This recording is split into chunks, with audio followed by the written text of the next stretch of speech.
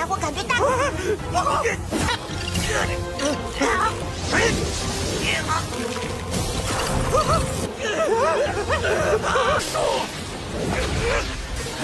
竟还有这等手段！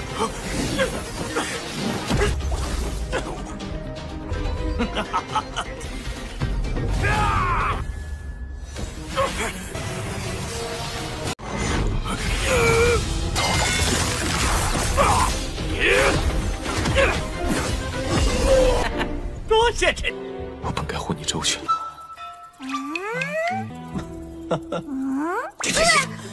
说给你们。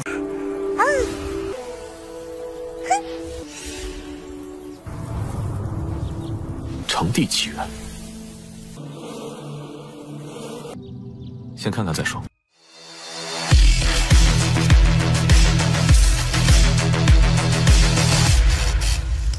Halo semuanya, selamat datang di Ruang Sinema. Bagaimana kabar kalian semua? Semoga selalu sehat dan baik-baik saja.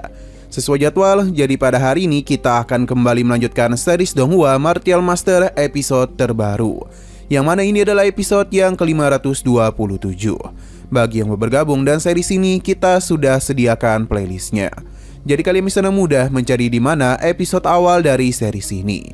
Tapi sebelum kita mulai episode terbarunya, kita akan melihat dulu apa saja yang telah terjadi pada episode sebelumnya, tepatnya pada episode 526. Kemarin siksaan terus diberikan oleh ketiga pria ini kepada Qiansu. Xiaoyu yang ada di sana berusaha untuk memberikan bantuan sebisanya. Tapi apa daya, kekuatan yang mereka miliki telah mampu menahan pergerakannya. Tidak hanya itu saja, namun pergerakan Qiansu juga terus dibatasi. Karena bagaimanapun mereka ingin segera menikmati tubuh indahnya tersebut. Perlahan-lahan namun pasti berbagai formasi telah tetua ini pasang, dan semua itu telah berhasil menahan pergerakannya. Dengan begini sudah tidak ada lagi yang bisa Qiansu lakukan selain pasrah diendus-endus oleh tetua ini. Untung saja di saat tetua itu ingin mengkokop Qiansu, Qing Chen pun datang untuk melindunginya. Kedatangan Qing Chen membuat Qiansu menjadi begitu senang. Berbeda dengan ketiga orang ini yang tentu menjadi begitu kesal karena permainan mereka telah direbut. Klo Dao segera maju untuk berhadapan dengan tetua ini. Nah, sekarang kita akan melanjutkan episode terbarunya.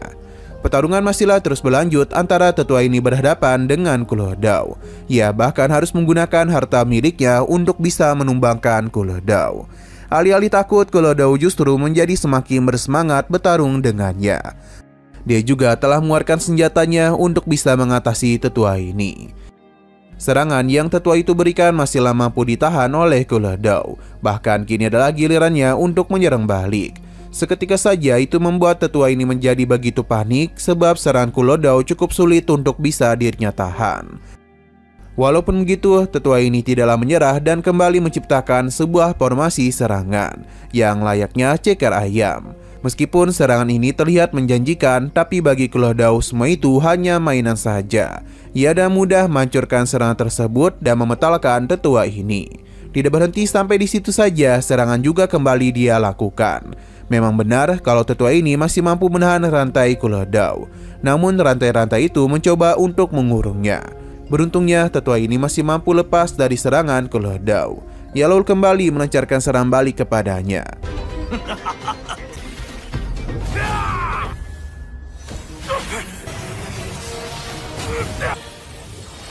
Di saat pertarungan sengit sedang terjadi, dua bawahan tetua ini ternyata masih hidup dan menyaksikan tetua mereka yang sedang bertarung.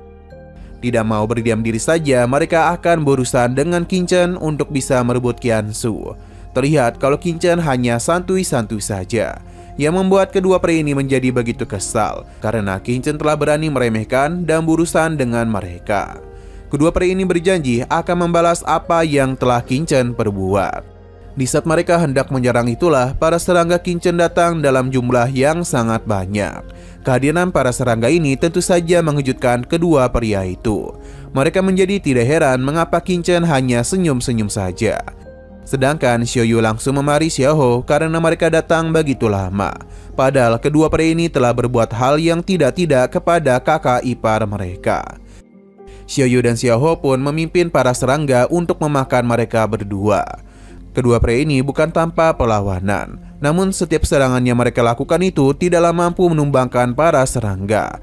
Bahkan pertahanan yang berusaha mereka bentuk pun dengan mudah para serangga hancurkan. Yang tentu saja membuat kedua pria ini menjadi begitu panik, sebab para serangga mulai menggorogoti tubuh mereka. Teriakan kesakitan pun mulai terdengar di sana, karena bagaimanapun mereka ini dimakan hidup-hidup. Sampai pada akhirnya mereka berdua pun telah meninggoy.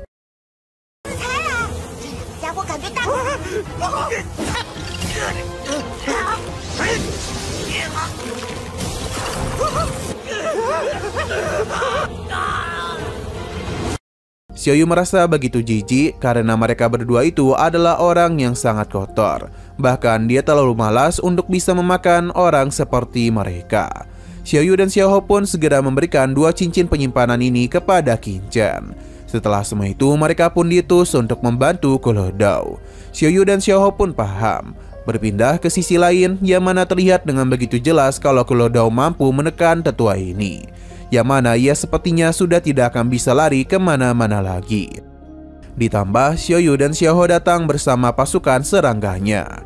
Tetua ini tentu saja menjadi begitu panik karena jika terus seperti ini maka yang ada malah dirinya yang akan meninggoy. Ia harus memikirkan cara untuk bisa lepas dari situasi ini, yang mana dia pun berencana untuk melancarkan serangan kepada Qin Chen. Pertarungan kembali berlanjut antara Kule Dao dan tetua ini. Awalnya dia itu yang pergi melarikan diri, namun mudah ditahan oleh Kule Dao, karena dia itu harus terus menemani dirinya bermain-main. Tetua ini pun membelah dirinya menjadi 2 untuk bisa mengecoh Kule Dao. Hal ini berhasil karena tubuh aslinya sedang menuju ke arah Qin Chen. Tidak mau tuannya disentuh, Kule Dao dengan cepat melepaskan serangan kepadanya. Tapi semua itu dengan mudah ditahan oleh tetua tersebut. Dan bahkan diri mampu menekan serangan Kule Dao meskipun harus menerima luka dalam.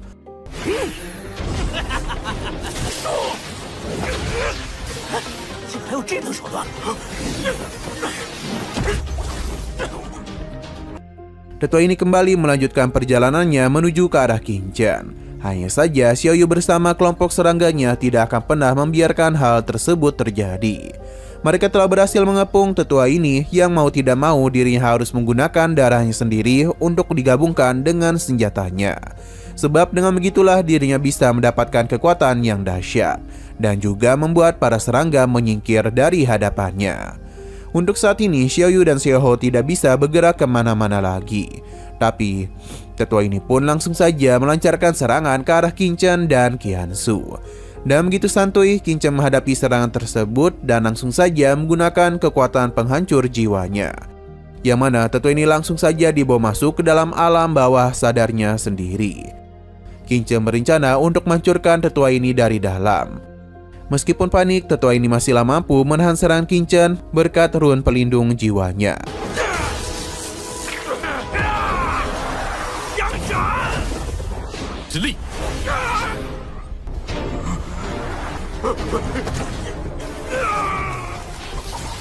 Ini cukup merepotkan Qin Chen, jadi dia langsung saja menggunakan pagoda langitnya untuk menyerang tetua ini. Sayang sekali kita tidak sempat melihat kematian dari tetua ini karena episode pada hari ini malah bersambung dulu. Serangan yang Qin Chen arahkan kepadanya sama sekali tidaklah mampu ditahan oleh tetua tersebut. Bahkan dirinya harus terpental. Tidak berhenti sampai di situ saja, serangan lanjutan kembali Qin Chen lancarkan. Pedang-pedangnya itu tidaklah mampu ditahan oleh tetua tersebut. Alhasil semua pedang ini menusuk tubuhnya. Kemarahan Qin Chen tidak berhenti sampai di situ saja, karena dia akan menghabisi tetua tersebut dengan cara menyakitkan. Tetua ini tidaklah berdiam diri saja, yang mana ia mencoba untuk melancarkan serangan dengan harta miliknya. Tapi tentu saja ini bukanlah apa-apa bagi Qin Chen. Ia dengan mudah mementalkan hartanya dan juga kembali menyerang tetua tersebut. Dengan begini maka sudah jelas kalau tetua ini hanya tinggal menunggu ajalnya saja. Kehebatan Qin Chen telah membuatnya ketakutan, jadi dia pun memohon untuk diampuni. Demi nyawanya, tetua ini berjanji untuk memberikan semua harta yang dia miliki. Tapi Qin Chen tidaklah sudi karena nasib tetua ini akan dirinya serahkan kepada Kuledao. Jadi apapun yang terjadi, semua itu tergantung pada keputusan Kuledao. Ia menjadi senang karena bisa menghabisi orang yang telah melukai kakak iparnya dengan tangannya sendiri. Hanya dalam satu kali serangan saja, tetua itu pun dibuat meninggoy.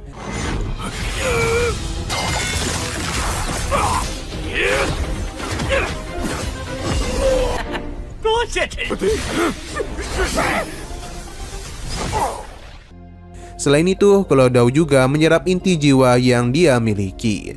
Sedangkan untuk cincin penyimpanannya akan dia berikan kepada Qin Chen.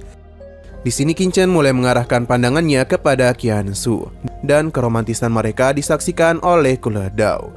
Qin Chen meminta maaf karena datang di waktu yang terlambat, tapi dia sudah membayar kesalahannya dengan menghabisi orang-orang yang telah berani menyentuhnya. Qiansu yang sepertinya masih trauma mulai sedih, karena dia itu sama sekali tidak pernah diperlakukan seperti itu sebelumnya. Ia pun memeluk Qin Chen untuk bisa menenangkan hatinya. Kuledao pun menangis melihat hal tersebut. Bagi Qin Chen, ia telah mengingkari janjinya yang akan selalu melindungi Qiansu. Namun Qiansu itu tetap jatuh ke dalam perangkap seperti ini yang membuat Qin Chen merasa begitu bersalah. Ia berjanji kalau kedepannya hal ini tidak akan pernah terulang kembali. Dia akan selalu melindunginya dimanapun Qiansu berada. Qin Chen dan Qiansu pun saling memandang satu sama lain. Sedangkan Xiaohou dan Xiaoyu penasaran apa yang sedang Kuledao lakukan, karena sejak tadi dia itu hanya senyum-senyum saja. Kuledao meminta mereka untuk menyingkir karena dua serangga kecil seperti mereka tidak dapat mengerti mengenai keromantisan yang ada di depannya. Perkataan Kuledao telah membuat mereka kesal dan akan memberikan hukuman kepadanya.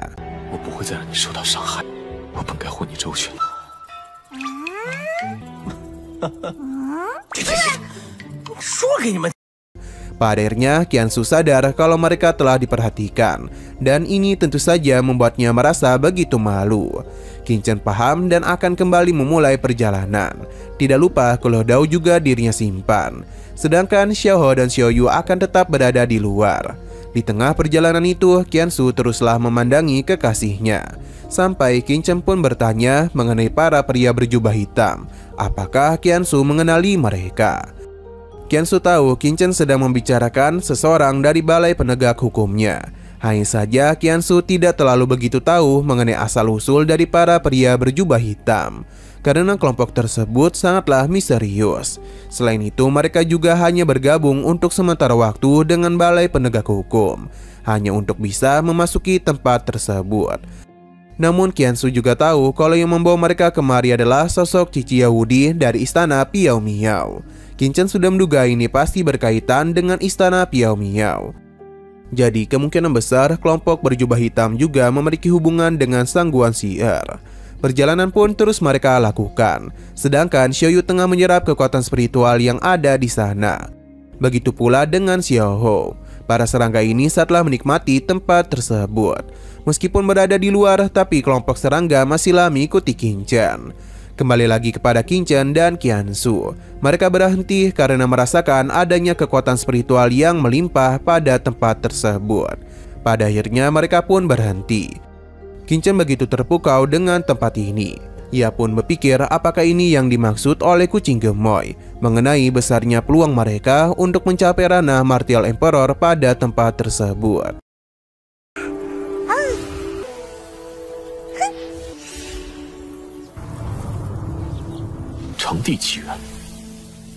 Sesaat kemudian para serangga pun datang menghampiri Qin Chen sambil memberitahunya kalau mereka telah merasakan adanya napas harta karun khusus.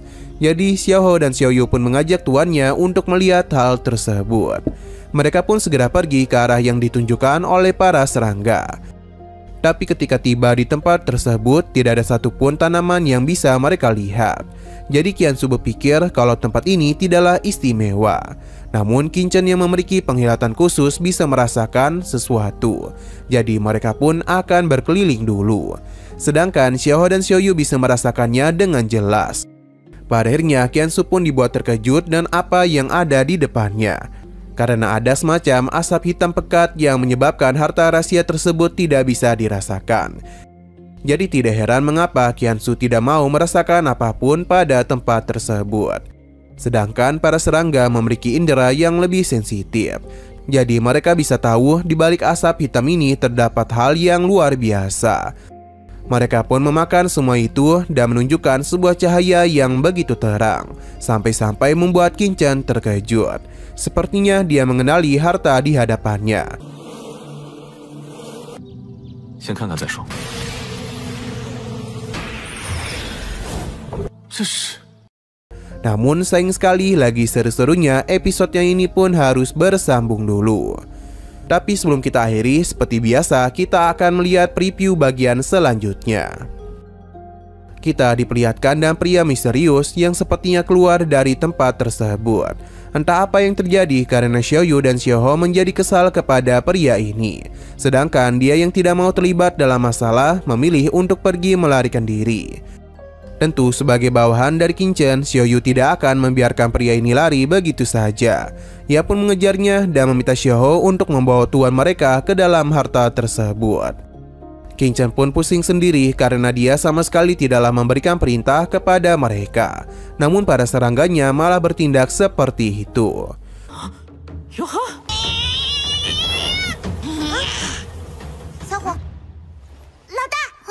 Oke, sekian dulu pada video kali ini. Untuk video selanjutnya akan segera hadir. Jadi bagi kalian yang ingin mengikuti series ini, langsung saja klik subscribe dan aktifkan loncengnya. Terima kasih yang sudah menonton video sampai habis. Jika kalian suka pada video ini, klik like dan share ke teman-teman kalian tentang channel ini. Dan ditunggu aja kelanjutannya. Oke, sampai jumpa di video selanjutnya.